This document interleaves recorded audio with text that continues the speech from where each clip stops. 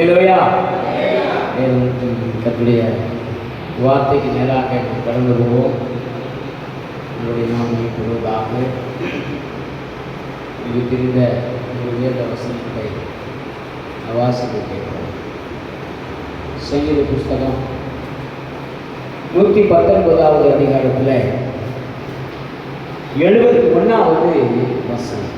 சங்கீதம் 119:71.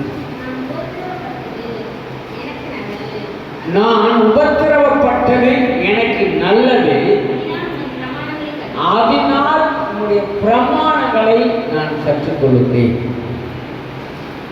தேவனுடைய பிள்ளைகளே, இன்னைக்கு ஆண்டவராக இயேசு கிறிஸ்துவிடத்துல நான் வந்திருக்கிறோம். ஆண்டவர் சொல்றாரு, வருத்தப்பட்ட பார சுமக்கிறவர்களே, நீங்கள் எல்லாரும் என்னிடத்தில் வாருங்கள், நான் உங்களுக்கு இளைப்பாறு. அப்படிதான் சொல்லி நம்ம எல்லாம் தேவன் அழைச்சார். என்கிட்ட வா, நான் நீ சுகமாக்குவேன். என்கிட்ட வா, நான் உன்னை ஆசீர்வதிப்பேன். என்கிட்ட வா, நான் உனக்கு அற்புதம் செய்வேன். என்கிட்ட வா, உன்னை நான் உயர்த்துவேன். இவ்விதமாக ஆண்டவர் சொல்லித்தான் நம்ம அழைத்திருக்கிறார். ரொம்ப பேர் அதை கேட்டு நம்ம ஆண்டுடைய சமூகத்துக்கு வந்திருக்கிறோம். ஆமென். நல்லது. அல்லேலூயா. எத்தனை பேர் நான் தேவன் ஆசீர்வதிப்பார் நம்பி வந்திருக்கிறோம்? அல்லேலூயா. உண்மைதான். அப்படித்தான் சொல்லுகிறார், நான் ஆசீர்வதிப்பேன், அப்படித்தான் செய்ய போகிறார். அவர் வாக்குத்தத்தத்தின் உண்மை உள்ளவர். அவர் சொன்னா அப்படியே செய்வார். அல்லேலூயா. வாக்கு மாறுகிறவர் அல்ல. ஆனால் அங்கே தேவனுடைய இங்கே சங்கீதக்காரன் சொன்னால், உபத்திரவப்பட்டது நல்லது, அதனால் நம்முடைய பிரமாணங்களை கற்றுக்கொள்கிறேன். ஸ்கூல்ல பிள்ளைங்க சேர்க்கிறோம். சேர்க்கும் போது எல்கேஜியில் கொண்டு விட்டோன்னா பிள்ளைங்களுக்கு என்ன சொல்லுவாங்க? A for B for C for. இந்த ஃபார்முலாவை ரொம்ப நம்ம விசுவாசிகள் என்ன பண்ணுறாங்கன்னு கேட்டிங்கன்னா, ஸ்கூலில் சொல்லி கொடுக்குற ஃபார்முலாவை இப்போவும் ஃபாலோ பண்ணுறாங்க. எப்போ தெரியுங்களா? வீட்டில் பையன் கொண்டு வாங்க. A for age, B for beauty, C for caste, D for dowry, E for education qualification, F for finance. இப்படி போயிட்டே இருக்கிறாங்க. 24 இடத்துக்கு நம்ம வாழ்க்கையில் அர்த்தம் வைப்பாங்க போல இருக்கு. அருமையான உள்ள இந்த சின்ன பிள்ளைகள்லாம் அந்த ABCD சொல்லிக் கொடுக்கறதுக்கு அதுக்கு ஒரு அடைமொழி கொடுத்து ஏப்பாரா அப்படின்னு பிள்ளைங்க ஈஸியாக சொல்லிக் கொடுப்பாங்க. பிள்ளைங்க எடுத்து ரொம்ப சந்தோஷமாக இருப்பாங்க. கர்த்தருக்கு ஸ்தோத்திரம். அப்புறம் யூகேஜி போனால் அதை விட கொஞ்சம் பாடம் கூடும். ஃபஸ்ட் ஸ்டாண்டர்ட் போனால் கூடும். இப்போ 10th ஸ்டாண்டர்ட் வந்து ஒரு பாடம் இப்படி சொல்லிக்கிட்டே இருந்தா வாத்தியார் நின்றுவாங்க. டீச்சர் மிஸ் அவங்க மண்டையில் போட்டு வெளில போடுறாங்க. இன்னைக்கு ஆண்டவர் நம்மை, நான் உன்னை சுகமாக்குவேன், நான் உன்னை விடுதலாக்குவேன், நான் உனக்கு நன்மை செய்வேன். அதெல்லாம் உண்மைதாங்க. அது எல்கேஜி பாடம். அல்லேலூயா. வேதம் சொல்லுகிறது, அவர் உங்களை நயம் காட்டி அழைக்கிறார். நயம் காட்டி அந்த சில சிம்பிளான பாறைகளை, ஆசீர்வாதங்களை காண்பித்து கர்த்தரை அழைக்கிறார்.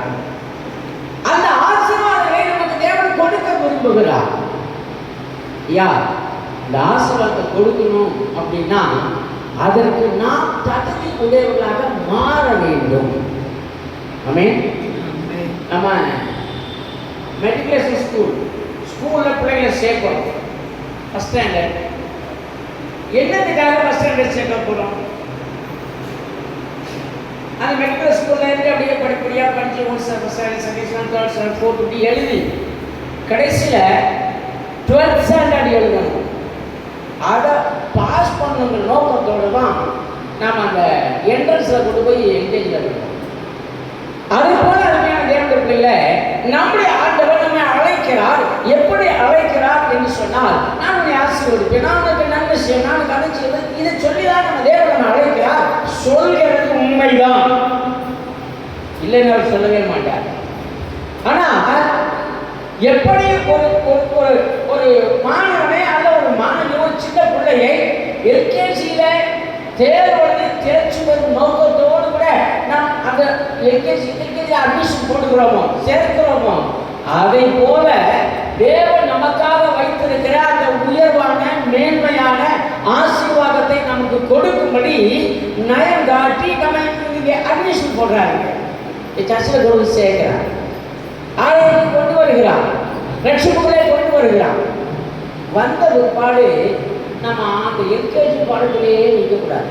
ரொம்ப பேருக்கு என்ன செய்யறாங்கன்னா, இதெல்லாம் என்னால முடியாது, கஷ்டம், நான் வருவேன் உட்காருவேன், இல்லையா முடிஞ்சா இல்லையா சொல்லுவேன், அதுக்கு கூட வாழ தர முடியும்னு பேசாம உட்காந்துருப்பேன். பாருங்களேன், எவ்வளவு கஷ்டமா இருக்கு. முன்னா தெரியும், சந்தோஷமா சொல்லுங்க. அல்லேலூயா, அல்லேலூயா. கர்த்தருக்கு ஸ்தோத்திரம். நம்ம யாருன்னு ஆண்டவருக்கு மெய்யா இருக்க மாதிரி நம்ம நடந்துக்கூடாது. நம்ம எப்படிப்பட்ட ஆளு, எப்படி பேசுவோம், என்ன வாய்ஸில் பேசுவோம், என்ன லாங்குவேஜில் பேசுவோம், இத்தனையும் ஆண்டவருக்கு தெரியும். இங்கே வந்து பருவம் அப்படியே அமைதியா அப்படியே இருக்காதுங்க, இயல்பா இருக்கும். அல்லேலூயா. சரி, கர்த்தருக்கு ஸ்தோத்திரம். இப்ப பாருங்க, அவர் சொல்றாரு அங்கே, அந்த சங்கீதக்காரன் சொல்லுகிறார், நான் உபத்திரவப்பட்டது எனக்கு நல்லது, அதனால் உங்களுடைய பிரமாணங்களை கற்றுக்கொள்ளுகிறேன். அப்ப தேவனுடைய ஆசீர்வாதத்திற்கு நம்மை தகுதியுடையவர்களாக தேவன் மாற்ற விரும்புகிறார். எப்படி ஒரு கல்லூரிக்கு போவதற்கு ஒரு மாணவனால் ஒரு மாணவியை தகுதியுடையவர்களை மாற்றுவதற்கு எல்கேஜியில் இருந்து 12th ஸ்டாண்டர்ட் வரைக்கும் அவர்கள் அங்கே ஆயத்தப்படுத்துகிறார்கள். அதனால சிலபஸ், செகண்ட் ஸ்டாண்டர்ட் வேறு சிலபஸ், தேர்ட் ஸ்டாண்டர்ட் வேறு சிலபஸ், இப்படி சிலபஸ் போக போக போக மாறிக்கிட்டே இருக்கு இல்லையா? அது போல முதல் வருஷத்துல கொஞ்சம் சிம்பிளாக விடுவார், செகண்ட் 2வது வருஷத்துல கொஞ்சம் ஸ்ட்ரிக்டா பிடிப்பார், தேர்ட் ஸ்ட்ரிக்ட், அப்படியே கொஞ்சம் கொஞ்சமா சத்தியம் மாறிக்கொண்டே, சத்தியம் கொஞ்சம் ஆழமாய் போய்கொண்டே இருக்கு. நமக்கு ஸ்தோத்திரம். என்ன உள்ள ஸ்தோத்திரம். அந்த பேரு பார்த்து கட்ட சொன்னார். ஐநா மதியானத்துக்கு வாசிக்க தெரியும்.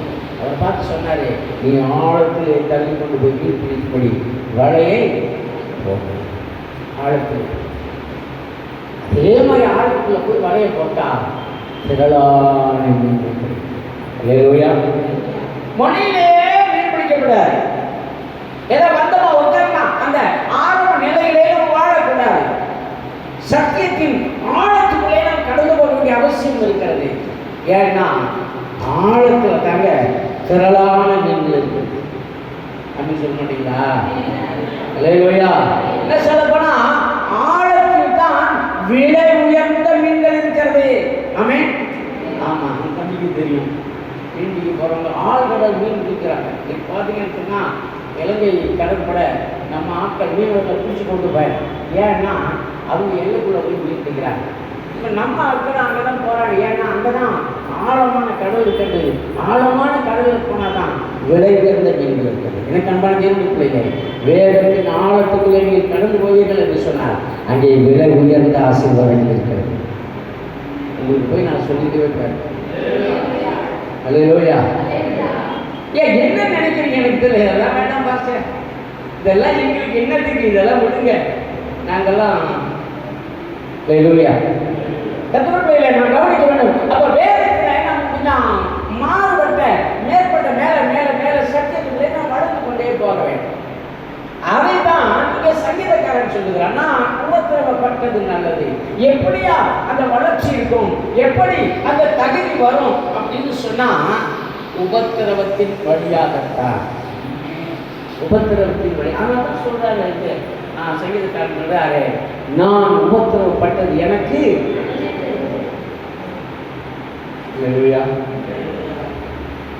பக்கத்தில் பார்த்து சொல்லுவீங்களா, நான் உபத்திரவப்பட்டது எனக்கு நல்லது. பார்த்துங்களேன், சண்டைக்காரங்களா பக்கத்தில் சண்டைக்காரங்களா? இல்லை சொல்லுங்க, நான் உபத்திரவப்பட்டது நல்லது. பார்த்து சொல்லுங்க, நான் உபத்திரவப்பட்டது நல்லது, அதனால் அவருடைய பிரமாணங்களை நான் கற்று கற்றுக் கொண்டிருக்கிறேன். Amen. Praise the Lord. Hallelujah. பாருங்களே, இந்த உபத்திரவம் என்பது நம்மை ஆயத்தமாக்குகிறது, தகுதிப்படுத்துகிறது, நம்முடைய நிலையிலே நம்மை உயர்த்துகிறது, நம்முடைய ஆவிக்குரிய நிலையை உயர்த்துகிறது. ஆரம்பத்தில் நம்ம இல்லை, இப்போ கொஞ்சம் நாட்கள் சும்மா இப்போ வந்தோம். அவனுடைய கிருபையினாலே நாம் தேவ சமூகத்துக்கு வந்திருக்கிறோம். தேவ சமூகத்துக்கு வந்த நாம் தேவனுடைய அபிஷேகத்தில், தேவனுடைய ஆசீர்வாதங்களில், தேவனுடைய வல்லமையில கர்த்தருக்கு ஸ்தோத்திரம். நாம் ஒவ்வொரு நாளும் வளர வேண்டியவர்களாக இருக்கிறோம். வந்தவனமா என்ன செய்கிறார்? 10 வருஷம் ஆச்சுங்க. 10 வருஷம் ஆனாலும் நானும் என் வீட்டாருமோ அப்படியே இருக்கக்கூடாது. கொஞ்சம் மாற்றம் வரணும். கர்த்தருக்கு ஸ்தோத்திரம். நாம் மற்றவர்களுக்கு ஆசீர்வாதமாக மாற வேண்டும். நம்மை கொண்டு அனைவருக்கு தேவன் ஆசீர்வாதத்தை கொடுக்க வேண்டும். அதான் மலை மேல் இருக்கிற பட்டணம் மறைந்திருக்க மாட்டான். விளக்கை கொளுத்தி ஒருவனும் அதை மரக்காடினாலே மூடி வைக்க மாட்டான். உங்களுக்குள்ளே தேவன் தம்முடைய வெளிச்சத்தை வைத்திருக்கிறார். இருக்க ஜனங்கள் பெரிய வெளிச்சத்தை கண்டார்கள். அந்த வெளிச்சம் வந்திருக்கிறது. அந்த வெளிச்சம் வந்துச்சு, போதுப்பா நான் வெளிச்சம் அப்படின்னு திருப்தியாகிறார். இந்த வெளிச்சம் மற்றவர்களுக்கும் பிரகாசம். அல்லேலூயா, அல்லேலூயா. அப்படியே நான் அநேகருக்கு ஆசீர்வாதமாக மாற வேண்டும் என்பதை நான் விளங்கிக் கொள்ளணும். எனக்கு மட்டும் நான் ஆசீர்வாதம் தரேன், மற்றவங்களுக்கு ஆசீர்வாதமாக இருக்கிறேன். இது கருமையானங்களே, நான் யோசித்து பார்ப்போம். நாம் நமக்கு ஆசீர்வாதமாக இருப்பதை போல மற்றவர்களுக்கும் ஆசீர்வாதமாக இருக்கிறோம். அல்லேலூயா.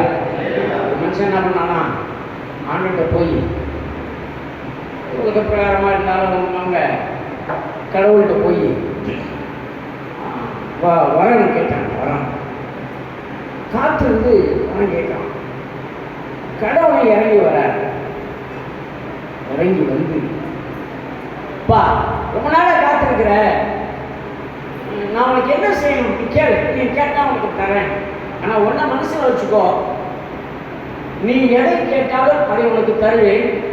ஆனால் இதை போல உன் பக்கத்து வீட்டுக்காரனுக்கு 2 மடங்காக கொடுப்பேன். அதை மனசில் வச்சுக்கிட்டு நீ கேளுன்னாரு. இவர் ரொம்ப புத்திசாலி. இவர் சொன்ன, ஆண்டவரே, இந்த கடவுளே, எனக்கு ஒரு கண்ணு தெரியாமல் போவான் அப்படின்னு கடவுள்கிட்ட கேட்டார். அவர் பக்கத்து யாருக்கு என்ன எவ்வளோ நல்ல என்ன புரியுதா? நான் மற்றவர்களுக்கு ஆசீர்வாதமாக இருக்கிறோம். மற்றவங்க ஆசீர்வதிக்கப்படுவதை பார்த்து நம்ம சந்தோஷப்படணும். கர்த்தர் அதற்காகவே நம்மை அழைத்திருக்கிறார். நம்மை ஒருபோதும் தேவன் கீழே விட மாட்டார். புத்தியினே, குழந்தை நிறுவனத்தில் சொல்றார் பவுல், புத்தியினே, நீ விதைக்கிற விதையானது செத்தாரை ஒழிய அநேக விதைகளை உருவாக்க முடியாது. தானியத்தை உருவாக்க முடியாது. அப்போ முதல்ல நாம் விதைகள் நம்மை கொண்டுதான் அநேக தானியங்களை தேவன் உருவாக்க விரும்புகிறார். அப்ப அநேகருக்கு நாம் ஆசீர்வாதமாக மாற வேண்டும் என்று தேவன் விரும்புகிறார். அதற்காகத்தான் நம்மை ஆயத்தப்படுத்துகிறார், தகுதிப்படுத்துகிறார், வளர வைக்கிறார். அந்த வளர்ச்சி எதன் மூலமாக நமக்கு கிடைக்கிறது என்று சொன்னால், இங்கே தாவீது சங்கீதக்காரனின் அந்த அனுபவத்தின்படி உபத்திரவத்தினாலே நமக்கு கிடைக்கிறது. அல்லேலூயா. அதான் சொல்ற, நான் உபத்திரப்பட்டது, நான் உபத்திரப்பட்டது எனக்கு நல்லது, அதனால் உடைய பிரமாணங்களை கற்றுக்கொள்ளுங்கள். சரி, இப்போ இன்னொரு 2 வசனங்கள் புத்தகத்தில் 1ஆம் அதிகாரம் 3ஆம் வசனத்திலிருந்து ஒரு சில வசனத்தை வாசிப்போம். 2 வசனம் 1ஆம் அதிகாரம் 3லேருந்து.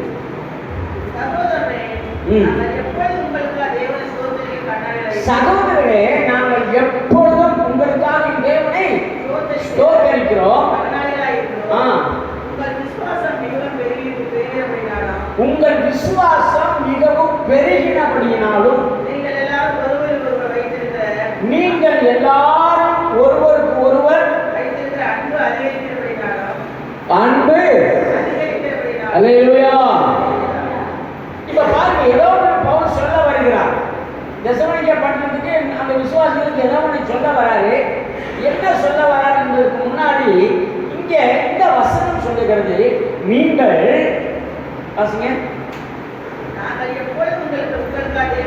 ஸ்தோத்தரிக்க கடனாளிகளாக இருக்கிறோம். ஏன்னா உங்கள் விசுவாசம் மிகவும் பெருகுகிறபடியினாலும் ஒண்ணு. இரண்டாவது, நீங்கள் எல்லாரும் ஒருவர் மேல் ஒருவர் வைத்திருக்கிற அன்பு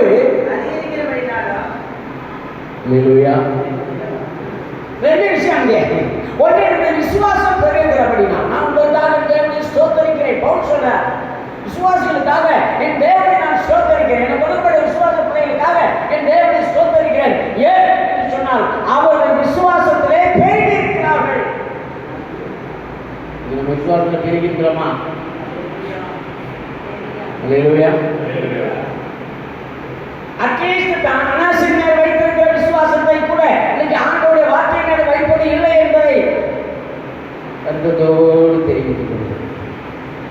என்ன வந்தாலும் சின்ன சின்ன காரியங்களை கூட நம்மளால விசுவாசிக்க முடியல, சோர்ந்து போயிடலாம். கவலைப்படாதீங்க சகோதரி சகோதரி, தேவனுடைய பிள்ளைகளை கலக்காதீர்கள். நம்முடைய தேவனாகிய கர்த்தர் நம்மை அழைத்திருக்கிறார். அவர் நம்மை ஆசீர்வதிப்பார். உண்மை அதே கர்த்தருக்கு ஸ்தோத்திரம்.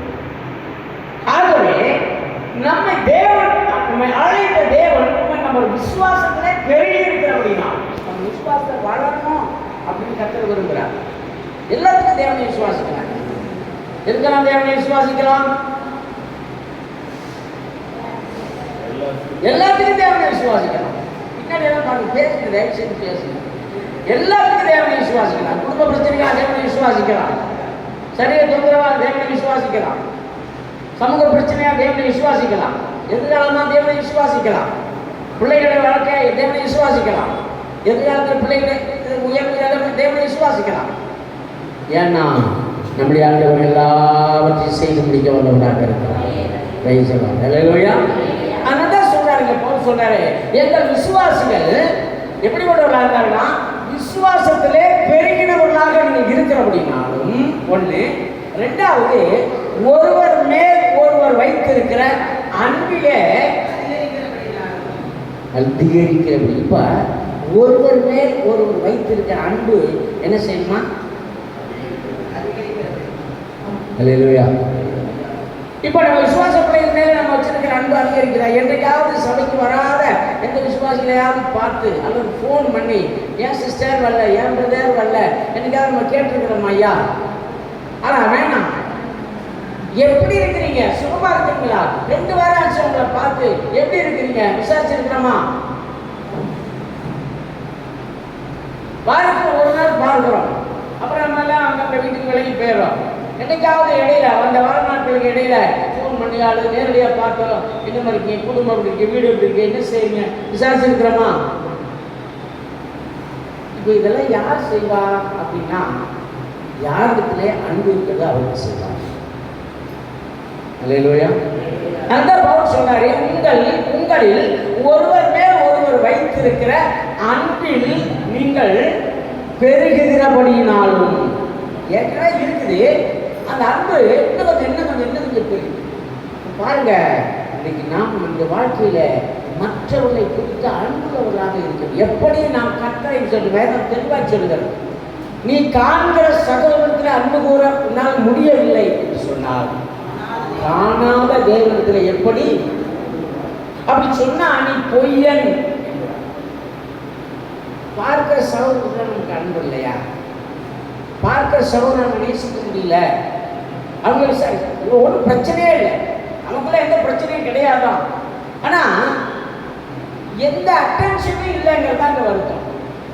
அவர்களை குறித்து எந்த கவனமும் நமக்கு இல்லை. யார் எப்படி போனா எனக்கு என்ன, ஞாயிற்றுக்கிழமை வந்தா பார்ப்போம், வராட்டி இல்லை, அப்படி இல்லை. நாம் விசாரிக்க வேண்டியவர்களாக இருக்கிறோம். ஏன்னா பவுல் சொல்றாருங்க, உங்களுடைய விசுவாசத்துல நீங்கள் அன்பில ஒருவர் மேல் ஒருவர் வைத்திருக்க அன்பிலே நீங்கள் பெருக வேண்டும், வளர வேண்டும். முன்னோட அதிகமாக நம்ம நேசிக்கணும், முன்னோட அதிகமாக ஜெபிக்கணும், முன்னோட அதிகமாக விசாரிக்கணும். கர்த்தருக்கு ஸ்தோத்திரம். ஆமாம், நான் அப்படி செய்து வளர்க்குறோம். சில நேரங்களில் நான் ஃபோன் பண்ணால் அட்டன் பண்ண மாட்டேங்கிறது வருத்தம். அது என் நம்பர்லேருந்து ஃபோன் போச்சுன்னா எல்லாத்துக்கும் பயம் வந்துருக்கு, எடுக்கவே மாட்டேங்கிறாங்க. ஏன்னே தெரியல. கர்த்தருக்கு ஸ்தோத்திரம். அன்பிலே பெறுகிறவர்களாக இருக்க வேண்டும். ஒரு விசாரிப்போம். ஒரு அதனால ரொம்ப நஷ்டமாக வந்துடப்போகுது. ஆராதனை முடியுதா இருப்போம். ஒருத்தர் விசாரிப்போம். என்ன சிஸ்டர் எப்படி இருக்கிறீங்க, என்ன பண்ணுங்க, எப்படி புதுசாக எங்கே நின்றுருக்கீங்க, யார் என்ன ஆச்சு, உங்களுக்கு என்ன பிரச்சனை சொல்லுங்கள், நான் வந்து ஜெபிக்கிறேன். கொஞ்சம் அப்படி விசாரிப்போம். அன்பு வராது. அது தேவனுடைய சித்தமாகும். சரி, பெருகிறபடியினாலும் அப்புறம் வாசனா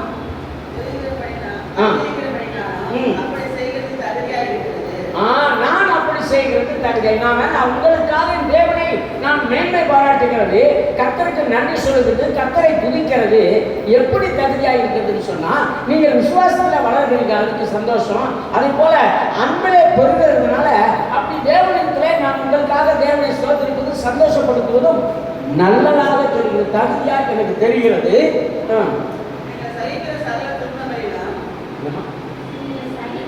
நீங்கள் சகிக்கிற சகல துன்பங்களிலும் உபத்திரவங்களிலும் பொறுமையிலும் விசுவாசத்தையும் காண்கிறது நிமித்தம் உங்களை அல்லேலூயா. நீங்கள் சகிக்கிற துன்பத்தையும் உபத்திரவத்தை குறித்தும், நீங்கள் சகிக்கிற துன்பத்திலும் உபத்திரவத்திலும் எப்படி இருக்கீங்க? பொறுமையிலும். ஐயா, நாம துன்பத்தை சகிக்கிறோம். அதெல்லாம் துன்பத்தை சகிக்கிறீங்க. எல்லாருக்கும் துன்பம் இருக்குதான். ஆமா ஆமா ஆமா, எல்லாருக்கும் துன்பம் இருக்கிறது. ஏன்னா அவங்க அனுபவிக்கிற துன்பம் வித்தியாசமானது. ஒருவருக்கு ஒரு துன்பம், இன்னொரு துன்பம் இருக்குது. ரைட், சந்தோஷம். அந்த துன்பத்துல இது பொறுமையாக இருக்கிறதுனாலே வேதம் சொல்லுகிறது, பவுல் சொல்லுகிறார், நான் உங்களை குறித்து என் தேவனுக்கு நன்றி பாராட்டுகிறேன். அல்லேலூயா. உபத்திரவங்களை சோதனைகளை சகிக்கிற மனுஷன் பாக்கியம். அவன் உத்தமன் விலகின பின்பு உண்ணாக விளக்குவான். எதுவரைக்கும் இந்த சோதனையா அப்படின்னா, உத்தமன் என்று தேவன் காண்கிற வரைக்கும். ஆபிரகாம் அப்படிதான் பண்ணார். உன் பிள்ளைய கொண்டு போய் என்ன செய், நான் காண்பிக்கிற அந்த இடத்துல போய் என்ன செய், பலி. எவ்வளவு குடும்பம் பாருங்க. 7 வருஷம் 100 வருஷம் உட்கார்ந்து கஷ்டப்பட்டு என்னென்ன பாடலாம் பட்டு ஒரு பையன் பெற்றெடுத்து அவன் கொஞ்சம் வளர்ந்து நல்லா வளர்ற கண்டிஷனில் திடீர்னு கொண்டு போய் அவனை பலிடுன்னு சொன்னால் நான் நினச்சி கூட பார்க்க முடியல. ஆனால் ஆபிரகாம் ரெடி ஆகிட்டார். நான் மனைவிட்ட சொல்லலை, சொன்னால் ஏதாவது ஆகிடும், அதெல்லாம் முடியாதுன்னா அன்றைக்கே அந்த பயம் இருக்குது. அந்த அம்மா பற்றி சொன்னால் அந்த அம்மா நினைக்க மாட்டாங்க. சில விஷயங்களை அம்மா மாட்ட சொல்லணும், சில விஷயங்களை அம்மா மாட்ட. ஏன்னா அதனால விசுவாசத்துக்கு தடை வரக்கூடாது. அப்படி விஷயத்தை அதனால வந்து எதுவும் ஷேர் பண்ணாமல் இருக்கக்கூடாது, எல்லாத்தையும் ஷேர் பண்ணிக்கிட்டுதான். ஆனால் விசுவாசத்துக்கு தடை வரும் என்று நினைத்தால் சில விஷயங்களை நம்ம மறைவாகத்தான் வைக்கணும். ஆபரம் அப்படிதான் வச்சுட்டு நேராக மோரியா மலைக்கு போனார். பள்ளிக்கூடத்தில் அடிக்கிறாரு, எடுத்து வச்சார். பையனை கிடத்தி அவன் வந்து எட்ட போகும்போது ஒரு சமூக, நான் உன்னை என் தேவனுக்கு பயப்படுகிறவன் என்று அறிந்து கொண்டேன். அப்ப பாருங்க, நாம் தேவனுக்கு பயப்படுகிறவன் உத்தமன் என்பதை தேவன் அறிகிற வரைக்கும் சின்ன சின்ன சோதனை நமக்கு வந்துகிட்டே தான் இருக்கும். அவன் உத்தமன் அப்படிங்கிற ரேங்க்ல பார்த்தான்னா அதுக்கப்புறம் சோதனையே இருக்காது. சரி, இப்ப பாருங்க, அங்க சகிக்கிறது அதுதான் சொன்னவரா. அதனால சபையிலே உங்களை குறித்து என் தேவனுக்கு மேன்மை பாராட்டுகிறேன். தேவ சமூகத்தில் நான் சாட்சியாக சொல்றேன். பாருங்க, நிறைய இடங்கள் அது மாதிரி உண்டு. கர்த்தருக்கு ஸ்தோத்திரம். சிலரை குறித்து என் தேவனுக்கு ஸ்தோத்திரங்களை செலுத்துகிறேன். ஆனால் எல்லாத்தையும் இல்லையா அப்படின்னு கேட்டாதீங்க, இன்னும் கொஞ்சம் ஆகுது. எல்லாரையும் குறித்து தேவனுக்கு நான் ஸ்தோத்திரங்களை செலுத்துவேன். ஒவ்வொரு நாளும் தேவ சமூகத்தில் உங்களுக்காக தேவனுக்கு ஸ்தோத்திரிக்கிறேன். அதே நேரத்தில் சிலருக்கு கொஞ்சம் எக்ஸ்ட்ராவாக பண்ணணும். ஏன்னா அவங்க இன்னும் கொஞ்சம் சகிக்கிறவர்களாக இருப்பாங்க, இன்னும் கொஞ்சம் பரவாயில்ல சகிக்கிறவர்களாக இருப்பாங்க. அதே அம்மா தேவனுடைய பிள்ளைல நமக்கு தெரியல, வீட்டில் மாடு வளர்க்குறவர்களுக்கு தெரியும். அதிகமாக பலன் தர மாட்டேன், கொஞ்சம் கவனிப்பான். அதிகமாக பலன் கொடுக்குற மாட்டேன், கொஞ்சம் கவனிப்பான், கொஞ்சம் எக்ஸ்ட்ரா கவனிப்பான். ஏன்னா நிறைய பலன் கொடுக்குது. அதுபோல ஊழியத்தில் பயன்படுகிறவர்கள், ஊழியத்தில் ஜாமான் இருக்கிறவர்கள், ஊழியத்தில் அதுவே அவங்களுக்கு கொஞ்சம் எக்ஸ்ட்ரா சோத்திரம் போயிட்டே இருக்கு. நீங்களும் கொஞ்சம் ஊழியத்தில் ஜாமான் கொஞ்சம் எக்ஸ்ட்ரா சோத்திரம் போகும் இல்லையா? சரி, ஆக அந்த ஒரு சகிக்கிறவர்கள் பொறுமையாக ஒருத்தரவங்க அந்த பொறுமையை நமக்கு கற்றுக் கொடுக்குது. இன்னொரு வசனத்தில் எழுதிக்கு வாசம் 1 Corinthians 4ஆம் அதிகாரம் 17வது வசனத்தை வாசிப்போம். 1 Corinthians 4ஆம் அதிகாரம் 17வது வசனம் 17.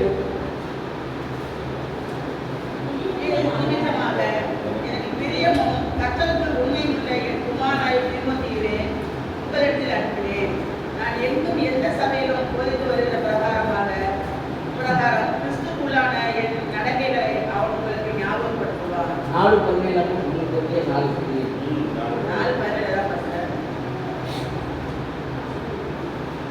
அது சீக்கிரத்தில் நீடிக்கும். லேசான உபத்திரவம்னு அந்த வசனம். என்ன வசனமா? 2 Corinthians 4 அல்ல, காணப்படாதவர்களை நோக்கி இருக்கிற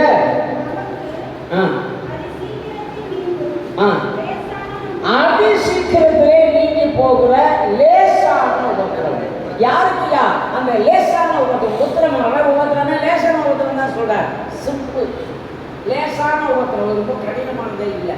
அவருக்கு தெரியும் நீங்க எவ்வளவு சுமையை சுமப்பீங்க, எவ்வளவு சகிப்பீங்கன்னு கர்த்தருக்கு தெரியும்.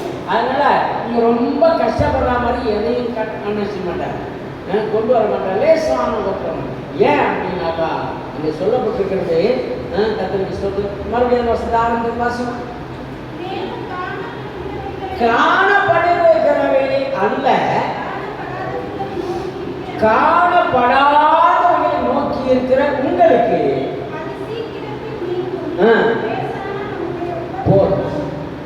காணப்படுகிறவைகள் அல்ல, காணப்படாதவைகளை நோக்கி இருக்கிற உங்களுக்கு. யாருக்கு லேசான உபத்திரமா? காணப்படுகிறவைகள் அல்ல, காணப்படாதவைகளை நோக்கி இருக்கிற உங்களுக்கு.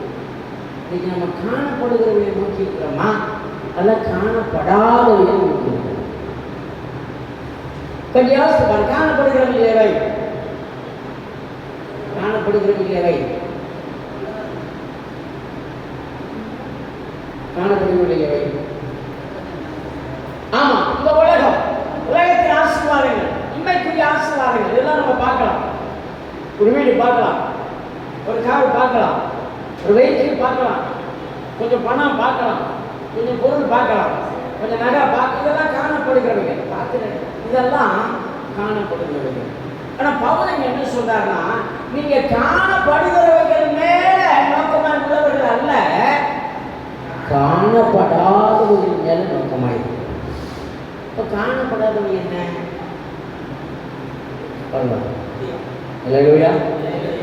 காணப்படாதவைகளோ நித்தியம் என்று சொல்றோம். அப்ப நம்ம எதன் மேல நோக்கமாக இருக்கணும் அப்படின்னா, காணப்படாத நித்தியத்தின் மேல நோக்கமாயிருக்கணும். இதுதான் சிம்பிளான சொல்லியிருக்கிறார்.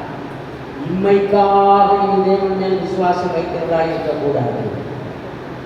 முதலாவது தேவனுடைய ராஜ்யத்தினுடைய நீதி தேடுங்கள், உங்களுக்கு கூட கொடுக்கும். உங்க தேவனுடைய ராஜ்யத்தின் நீதியை தேடுங்கள், அப்போ இவைகள் அவங்களுக்கு கூட கொடுக்கப்படும். தேவனுடைய ராஜ்யம் உடைய நீதியும் காணப்படாதவர்கள் இவைகள் என்பதை நாம் காண்கிறோம். அப்போ நம்ம நோக்கிறது, நம்முடைய நோக்கம், நம்ம எதிர்பார்ப்பு இதெல்லாம் என்ன என்ன என்ன அப்படின்னா, காண்கிறவைகள் அல்ல, காணப்படாதவைகள். இல்லையே சொல்றது பார்த்தீங்களா? அதனால்தான் சொல்றாரு, அவங்களுக்கு லேசான உபத்திரவம் வருமா. நீ காண்கிறவைகளை தேடினா. எனவே தான் இன்னொரு வசதி சொல்றது, நீதிமன்ற புத்தகத்தில் வாசிக்கும் போது சொல்றேன், ஐஸ்வர்யவானாக விரும்புகிறவன் தன்னை ஆக்கினையினாலே உருவ குத்தி கொடுக்கிறான். அவனே குத்திக்கிறான். உலகத்தை தேடும் போது ஒவ்வொருத்தரும் போராட்டங்கள் இருந்தால் வரத்தான் செய்யும். கர்த்தருக்கு ஸ்தோத்திரம். பேராசை பெருநஷ்டம்னு சொல்லுவாங்க. பழமை உலகத்தில். அந்த மாதிரி இந்த உலக காரியங்களை தேடி தேடி நம்ம போகும்போது அநேக பிரச்சனைகள் வரத்தான் செய்யும். ஆனால் தேவனுடைய ராஜ்யத்தை தேடினா அவர் இந்த இதெல்லாம் நமக்கு என்னென்ன தேவையெல்லாம் ஆண்டவர் எக்ஸ்ட்ரா எக்ஸ்ட்ரா எக்ஸ்ட்ரா பண்ணிட்டே இருப்பார். அவன் கர்மன் தேவனுடைய பிள்ளை இன்னைக்கு இந்த உபத்திரவம் என்பது லேசானது, சிம்பிள் ஒன்று, ஈஸியாக கடந்து போகலாம். ஆமாம், பாடு வரும்போதே அந்த பாடுகளிலிருந்து அந்த உபத்திரவத்திலிருந்து தப்பித்து கொள்ளும்படியான போக்கையும் தேவன் நமக்கு உருவாக்கி கொடுப்பார்.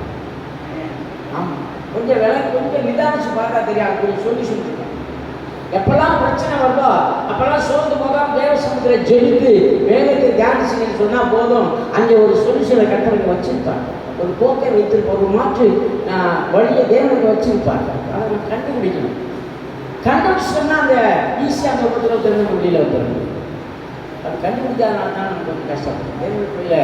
அப்போ தேவன் நமக்கு கொடுக்குற இந்த உபத்திரம் இருப்பாங்க, அனுமதிக்கிற உபத்திரம் கொடுக்குறாங்க, அனுமதிக்கிற உபத்திரம் இருப்பாங்க, அது லேசாக. ஏன் எனக்கு உபத்திரவத்தை பேசணும்? நான் ஆண்டு சொல்கிற ஜெபித்த போது இந்த வசனத்தை எனக்கு கொடுத்தார்.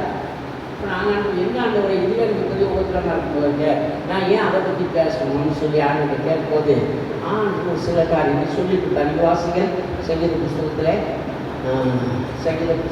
அது 6ஆம் அதிகாரத்தில் 10ஆம் வசனத்தில் வாசிகள் சங்கீதம் 66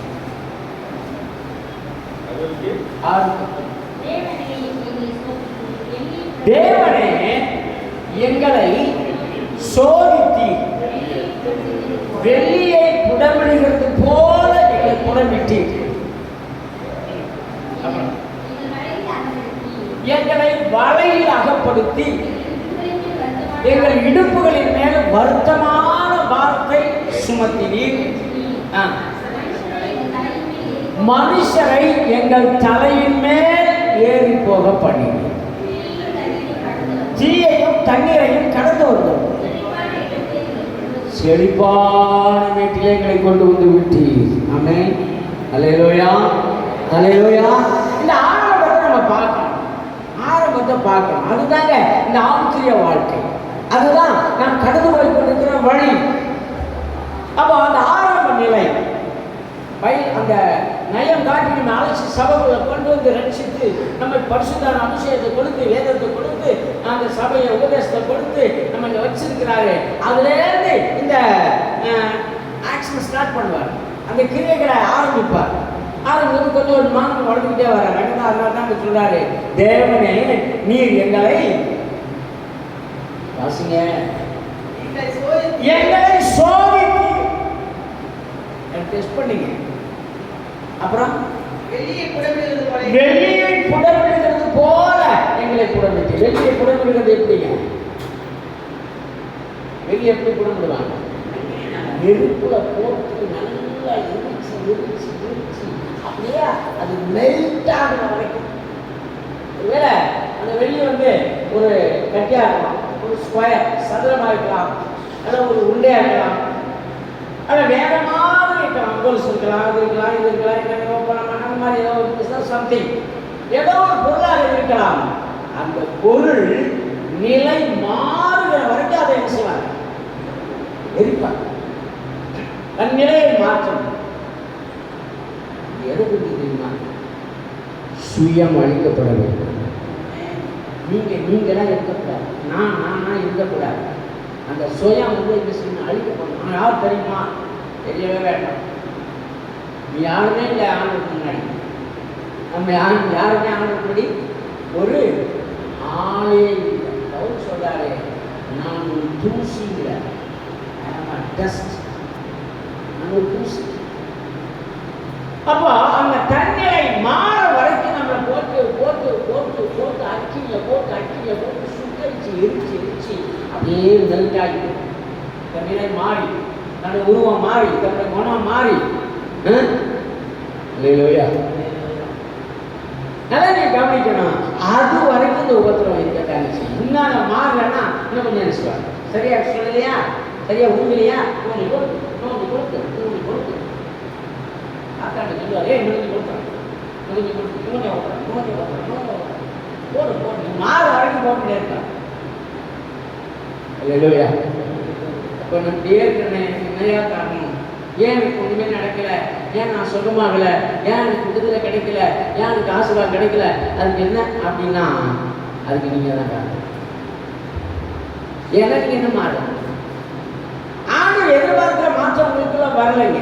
இந்த தட்டான், அதாவது அந்த நகை செய்கிற அந்த நபர் என்ன நிலையை எதிர்பார்க்கிறாரோ அது வரைக்கும் அவர் சூழ்நிலை எடுத்துட்டே இருப்பார்.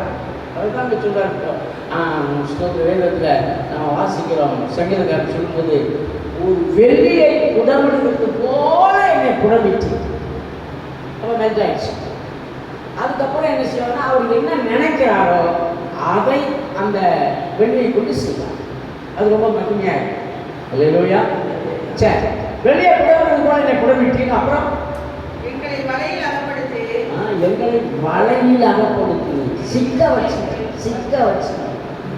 ஏன்னா சில நேரங்களில் சிக்க வைக்கிறேன்னா நம்ம ஆண்டை எங்கேயாவது கொண்டு சிக்கி விட்டுரும். அதனால தான் சிக்க வைத்தா. வலையில் எங்களை அகப்படுத்தினீர். எங்கள் இடுப்புகளினால் வருத்தமான பாரத்தை சுமக்க முடியாத பாரம். ஏன் பிரச்சனை? நான் இன்னும் மாறல.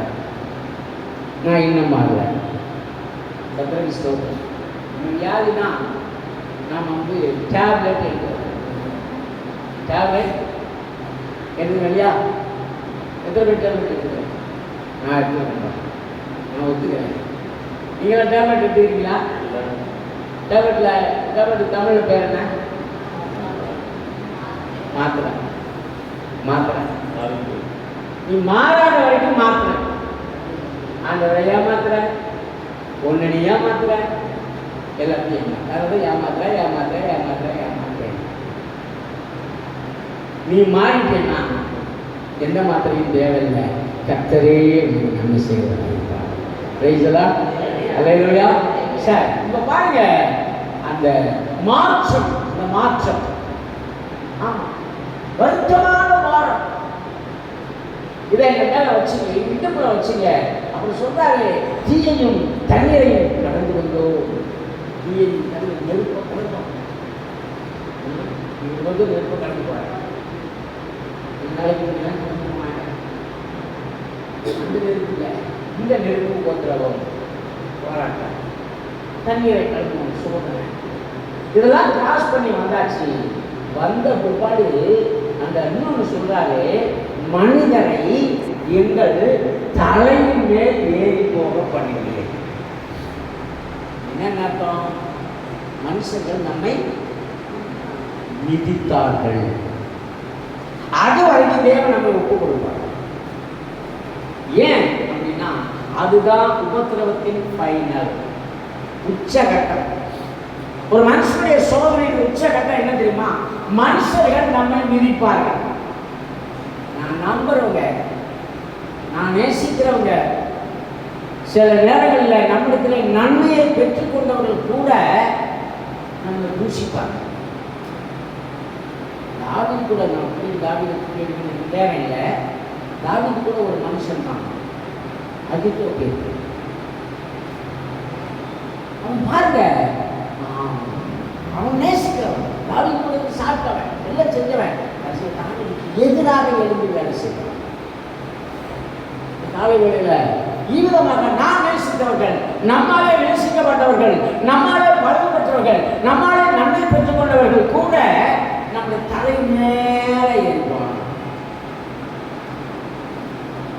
அடுத்து சொல்லப்பட்ட அடுத்த வார்த்தை அங்க போடப்பட்டிருக்கு. என்னன்னு கேட்டா, செழிப்பான இடத்துல எங்களை கொண்டு வந்து. அப்ப அருமையானவர்களே, நான் ஆண்டவரை கேட்டபோது அவர் தான் சொன்னாரு, எப்பா உபத்திரவம் என்பதுதான் இந்த போராட்டங்களின் உச்சம். உபத்திரவம் வழியாகத்தான் நீ தேவனுடைய ஆசீர்வாதத்தை பெற்றுக்கொள்ள முடியும். ஆமா, இயேசுவை பின்பற்றுகிற ஒரு மனுஷன் ஆண்டு சொல்றார், என்னை ஒருவர் பின்பற்ற விரும்பினால் இயேசுவை உட்கார்ந்து பட்டாளை உடுத்தி அங்கே உட்காந்து இங்க உட்காந்து பின்பற்ற கடவுள் அப்படியெல்லாம் சொல்லவே இல்லை. என்னை ஒருவர் பின்பற்ற விரும்பினால் முதல்ல தன்னை தான் வெறுத்து தன் சிலுவையை எடுத்துக்கொண்டு என்னை பின்பற்ற. ஏன் சிலுவை எடுத்துக்கணும் அப்படின்னா இயேசு சிலுவையை எடுத்துக்கொண்டார். இயேசு பின்னாடி போனா இயேசு எங்க போனா அங்கே தானே போக முடியும், அது வழியே தானே போக முடியும், அப்படித்தானே? என்ன ஒருவன் பின்பற்ற விரும்பினா நான் எங்கே போகிறேன்னா என் பின்னாடியே வாருங்க. அதான் சொன்னார், எதிர்கிட்ட சொன்னாரு, யோவான்கிட்ட சொன்னாரு, யாதவர்கிட்ட சொன்னாரு, என் பின்னே வாருங்க. நான் மனசுல பிடிக்கிற வார்த்தையை இப்போ இயேசு பின்ன நான் போக வேண்டும் என்று சொன்னால் இயேசு எங்கே போனாரோ, இயேசு எந்த வழியே போனாரோ அந்த வழியை தான் நான் போக வேண்டும். இயேசு சென்ற பாதை இடுக்கமான பாதை. அதுதான் இயேசு சொன்னார், இடுக்கமான வாசல் வழியாக பிரவேசிக்க முயற்சி செய்ய பிரயாசப்படுங்கள். ஜீவனுக்கு போகிற வழி நெருக்கமும் இடுக்கமுமானது. நான் அதன் வழியாகத்தான் கடந்து போனேன். கெத்செமனே தொடங்கி கல்வாரி வரைக்கும் அந்த பாதை பாருங்க. அல்லேலூயா. சிலுவை பாதை என்று கொண்டாடுகிறார்கள். உண்மையான சிலுவை பாதை நம்முடைய வாழ்க்கையில இருக்கிறது. அதுதான் உண்மையான சிலுவை. இயேசு எங்கே போனாரோ அங்கே கடந்து போவதுதான். கெத்செமனே தோட்டம் நமக்கு ரொம்ப அவசியம். அது 7 படி இருக்கு. கெத்செமனே தோட்டம், கெத்செமனே தோட்டத்தில் போய் இயேசு உட்கார்ந்து ஜெபம் பண்ணார்.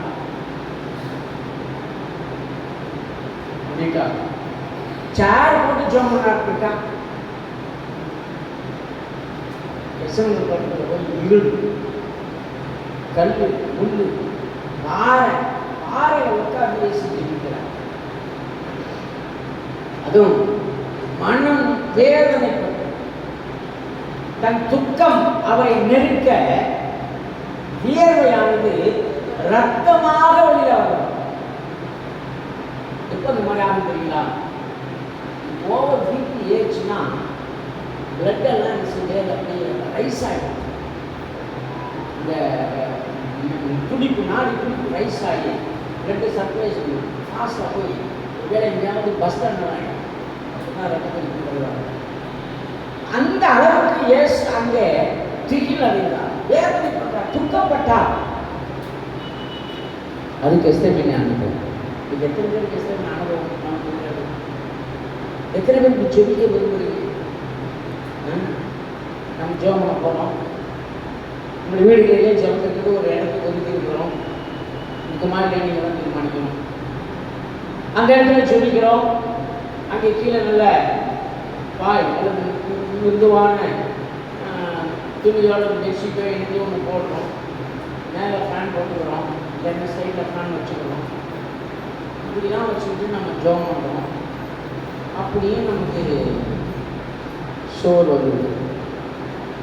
இதெல்லாம் நம்ம கொஞ்சம் ஜெபம் பண்ணோம்னா நமக்கு தூக்கம் தான் வரும். அல்லேலூயா. ஆனால் இயேசு அப்படி ஜெபிக்கவில்லை. அந்த கெத்செமனே அனுபவம் நமக்கு தேவை. பாடுகளின் வழியாக, சிலுவையின் வழியாக, கர்த்தரின் வழியாக. அதான் சொன்னார், என் சிலுவை, தன் சிலுவையை எடுத்துக்கொண்டு பாடுகளின் வழியாகத்தான் நான் இயேசுடைய ராஜ்யத்தை அடைய வேண்டும் என்று வேதம் நமக்கு சொல்லிக் கொடுக்கிறது. அதனால கர்த்தருக்கு ஸ்தோத்திரம். இந்த உபத்திரவத்தின் வழியாகத்தான் நாம் தேவனுடைய ராஜ்யத்தை பெற முடியும். சொல்லப்பட்டிருக்கிறது, செழிப்பான மேட்டிலே என்னை கொண்டு வந்து வீட்டு. அப்போ பாருங்க, இந்த உபத்திரவ சோதனைங்கிற இடத்துல அந்த வாழ்க்கை ஆரம்பிக்கிறது. அது அப்படியே கொஞ்சம் கொஞ்சமாக ஸ்டெப் பை ஸ்டெப்பாக வளர்ந்து எங்கே வந்து முடியுது? செழிப்பான வீடு. அப்போ ஆண்டு நம்ம கொண்டு எங்கே வைக்க போகிறார்? எத்தனை பேர் விசுவாசிக்கிறீங்க? அல்லேலூயா, அல்லேலூயா. எத்தனை பேருக்கு செழிப்பான வாழ்க்கை வேணும்? கொஞ்சம் கொஞ்சமாக கொடுத்தா முழுசா கொடுப்பாரு. அன்னைக்கு சந்தோஷமா முழுசா சொல்லுங்க. அல்லேலூயா. அந்த செழிப்பான வாழ்க்கை கர்த்தர் நமக்கு தரும்படியாகத்தான் படிப்படியான உபத்திரவத்தை நம்முடைய வாழ்க்கையிலே கர்த்தர் அனுமதிக்கிறார். நினைக்கிறோம் அவர் நம்ம உபத்திரப்பட விட்டு அவர் ஜெயிலாம் உட்கார்ந்துருக்கார். இல்லை என்னுடைய பிள்ளைகளே, உபத்திரவத்திலே நான் கடந்து போகும்போது நான் உன்னோடு கூட இருக்கிறேன். ஆமென். அல்லேலூயா. ஆமா, நீ தண்ணீரை கடக்கும் போது அவைகள் மேலே புரளுவது இல்லை. நீ ஆறுகளை கடக்கும் போது நான் உன்னோடு கூட இருக்கிறேன். நீ உபத்திரவத்தில் போனாலும் சரி, எங்க போனாலும் சரி, நம்முடைய தேவனாகிய கர்த்தர் நம்மோடு கூட இருக்கிறார். ரைசரா உபத்திரவத்தை நம்ம தூக்கி போட்டுறவில்லை. நீ எப்படியாவது கலந்து பாப்பா, நீங்களும் சொல்ல மாட்டாரு, அவர் நம்ம கூட தான் இருக்கார். தேவனுடைய பிள்ளைகளை காலை வேளையில நம்ம அறிந்து கொள்ள வேண்டிய சத்தியம், கர்த்தர் நம்மை ஒரு செழிப்பான நேரத்துக்கு கொண்டு போக விரும்புகிறார். நான் 2 உதாரணங்களை வச்சிருந்தேன். எனக்கு நேரம் இல்லை, சொல்றதுக்குரிய நேரம் எனக்கு இல்லை. அதனால முதல்ல நம்ம அந்த யோகோட வாழ்க்கையை எல்லாருக்கும் தெரிஞ்ச விஷயம் தான். அதை நீங்கள் யோசித்து பார்க்கணும். சும்மா சிலைண்டர் போகிறேன். யோக ஒருத்தருக்கு நான் தெரிந்து கொள்ளப்பட்ட மனுஷன். யோகை தேவன் தெரிந்து கொண்டார். எப்போவுமே பழமொழி சொல்லுவாங்க, காய்க்கிற மரத்திற்கு தான் கல்லடி விழும் என்று சொல்லுவாங்க. அதே போல யார் ஆண்டவருக்கு பிரியமாக இருக்கிறார்களோ அவர்களுக்கு தான் உபத்திரம் வரும். உபத்திரம் வரணுமா வர வேண்டாமா? அல்லையா? வந்தாதான் ஆண்டவர் பிரியமா இருக்கிறேன்னு அர்த்தம். நீ பிரியமில்லை சொன்னா அவனுக்கு உபத்திரமே வர, சிலருக்கு வரும் உபத்திரமே இருந்தாலும் ஆசீர்வாதம் ஆசீர்வாதம் ஆசீர்வாதம். நம்ம கூட பாருங்க, அந்த பிரதர் பாருங்க, அவர் என்ன ஜோம் பண்றாரா, ஒரு பைபிள் படிக்கிறாரா, அவர் அதை பண்றாரா, அவர் தசம்பாகம் கொடுக்குறாரா இல்லையா, அதெல்லாம் அவரெல்லாம் அப்படி இருக்கிறாரு. அவர் இருப்பாருங்க. ஏன்னா அவர் ஆண்டவருக்கு பிரியமா இருக்கிறார். உங்களுக்கு எல்லாம் வந்தா நீங்க ஆண்டவருக்கு பிரியமா இருக்கிறீங்க. யார் தேவனுக்கு பிரியமா இருக்க நினைக்கிறார்களோ அவர்களுக்கு தான் இந்த சோதனை வரணும். அதுவும் லேசான சோதனை தான், உபத்திரம் தான். கண்டிப்பாய் இந்த உபத்திரத்தின் நிறைவு என்பது, இந்த உபத்திரத்தின் முடிவு என்பது செழிப்பின் ஆரம்பமாக இருக்கும். அப்ப உபத்திரப்படும்போது கவலைப்படாது. இந்த ஸ்தோத்திரம் ஒரு வேரியேஷன் வாசிங்க. ரோமருக்கு எழுதின நிருபத்திலே 5ஆம் அதிகாரம் 3-4 வசனங்கள் வாசிங்க, முடிச்சுக்கணும். ரோமர் 5ஆம் அதிகாரம் 3-4.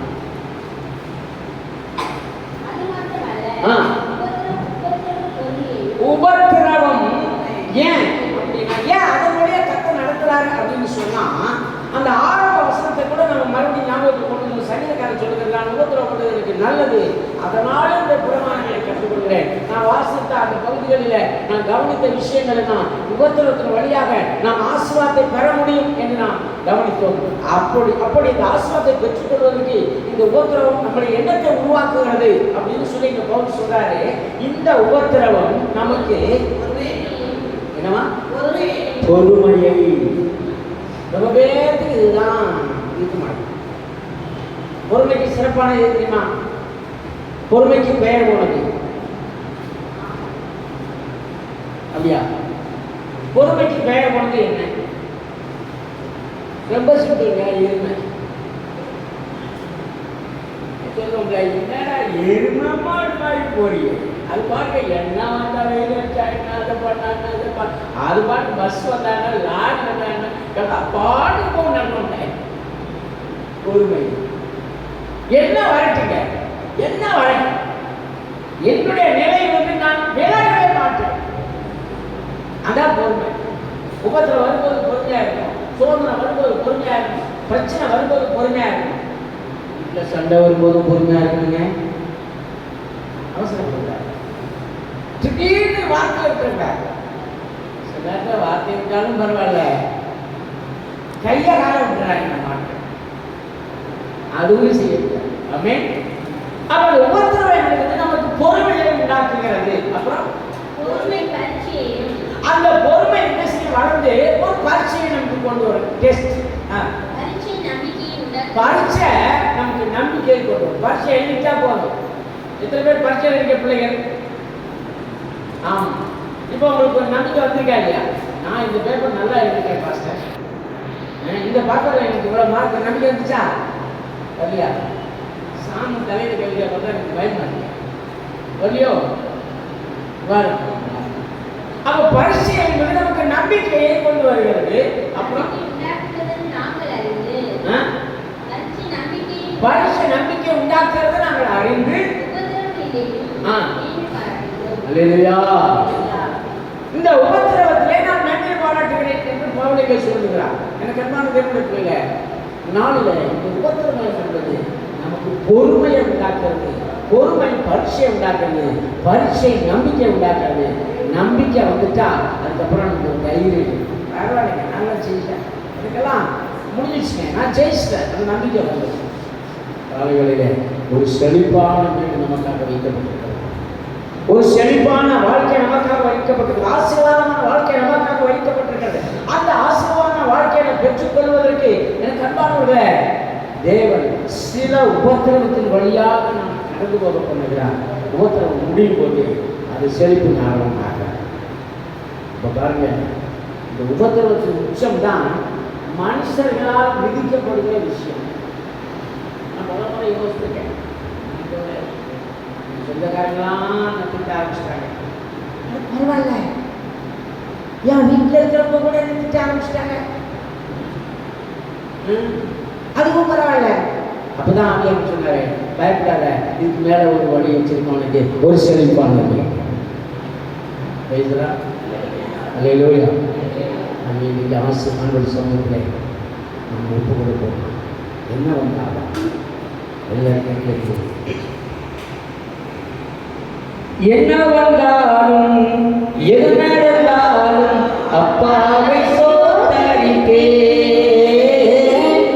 என்ன வந்தாலும் எது நடந்தாலும் அப்பாவை சோதரிப்பேன். ஏசப்பா ஸ்தோத்திரம், ஏசப்பா ஸ்தோத்திரம், ஏசப்பா ஸ்தோத்திரம், ஏசப்பா ஸ்தோத்திரம். தாவீதை போல நடந்த மாறி அப்பாவை ஸ்தோத்திரிப்பேன். தாவீதை போல நடந்த மாறி அப்பாவை ஸ்தோத்திரிப்பேன். அல்லேலூயா.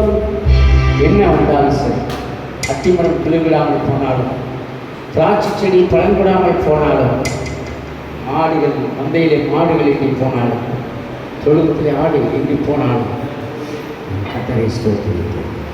கர்த்தரை நம்பிக்கையாயிருப்பேன், கர்த்தரை விசுவாசிப்பேன். இந்த ஒரு நிலைக்கு நாம் வருவோம், இந்த ஒப்பு கொடுப்போம். என்ன நடந்தாலும் சரியானவரை நான் உன்னை விட்டு பின்னால் போவது. அப்போஸ்தலனாகிய பவுல் சொல்லுகிறபடி, பிறந்த சிருஷ்டியும் தேவன் மேல் நான் வைத்திருக்க அன்பை விட்டு என்னை பிரிக்க மாட்டாது என்று நிச்சயித்திருக்கிறேன் என்று எழுதியிருக்கிற வார்த்தை. நம்பிக்கை யோபு சொல்லுகிறது போல, அவர் என்னை கொன்று போட்டாலும் நான் அவர் மேல் நம்பிக்கை, அவர் என்னை கொன்று போட்டாலும் நான் அவர் மேல் நம்பிக்கையாயிருப்பேன். காலங்களிலே அப்படியே அந்த சமத்துவம் கொடுப்போம். சர்வ வல்லமையுள்ள பிதாவே ஸ்தோத்திரிக்கிறோம். இந்த நல்ல கர்த்தாவே பகல்களை காய்ச்சோம். இந்த சமூகத்தில் கூடியாக ஒரே ஆராதிக்கும்படி, தொழுது கொள்ளும்படி, இந்த வார்த்தைகளை தியானிக்கும்படியாக என் ஆண்டவர் கொடுத்த இறக்கத்துக்காக உங்களுக்கு நன்றி சொல்லுவோம். ஒருத்தர் போராட்டங்களிலே சோதனை மத்தியிலே வாழ்கிற எங்கள் பிள்ளைகள் சோதனையை சகிக்க கர்த்தர் பலனை கொடுக்க முடியாது, சத்துவத்தை கொடுக்க முடியாது.